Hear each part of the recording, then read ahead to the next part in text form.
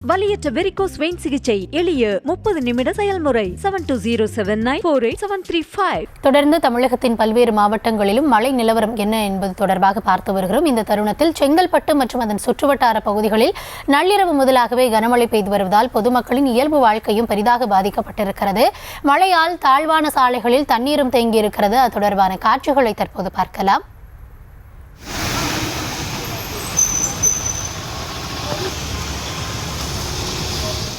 விவரங்களோடு இணைகிறார் எம்முடைய செய்தியாளர் சுதாகர். சுதாகர், வணக்கம். செங்கல்பட்டுல எந்தெந்த பகுதிகளில் வெள்ள நீரானது தேங்கி இருக்கிறது, என்ன கள சூழல்?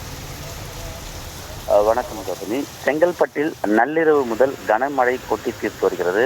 குறிப்பாக குளம்போல் தேங்கியுள்ள மழைநீரில் ஊர்ந்து செல்லக்கூடிய வாகனங்களையும் நம்மால் பார்க்க முடிகிறது. செங்கல்பட்டு மற்றும் அதன் சுற்று வட்டார பகுதிகளில் நள்ளிரவு முதல் கனமழை பெய்து வருகின்றன. குறிப்பாக பரனூர், மகேந்திரா சிட்டி, சிங்கப்பெருமாள் கோவில், மறைமலை நகர், காட்டாங்குளத்தூர், கூடுவாஞ்சேரி, ஊரப்பாக்கம், தாம்பரம் மற்றும் மதுராந்தகம், செய்யூர், திருப்பூர் போன்ற பகுதிகளில் அதிக கனமழையானது பெய்து வருகிறது. இதன் காரணமாக இந்த செங்கல்பட்டு மாவட்டத்தில் பள்ளிகளுக்கு மட்டும் விடுமுறையும் அளிக்கப்பட்டிருக்கிறது. இந்த நிலையில் கல்லூரி மாணவர்கள் மட்டும் மழையில் நனைந்தபடி குடைபிடித்தபடி கல்லூரிக்கு செல்லக்கூடிய காட்சிகளை நம்மால் பார்க்க முடிகிறது.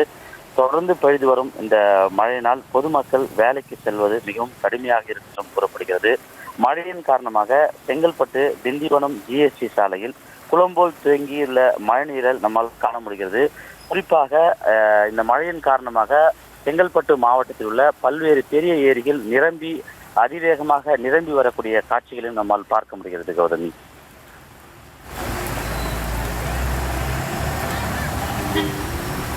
தற்போதைய விவரங்களுக்கு நன்றி சுதாகர். வலியற்ற வெரிகோஸ் வெயின் சிகிச்சை எளிய 30 நிமிட செயல்முறை 7279487335.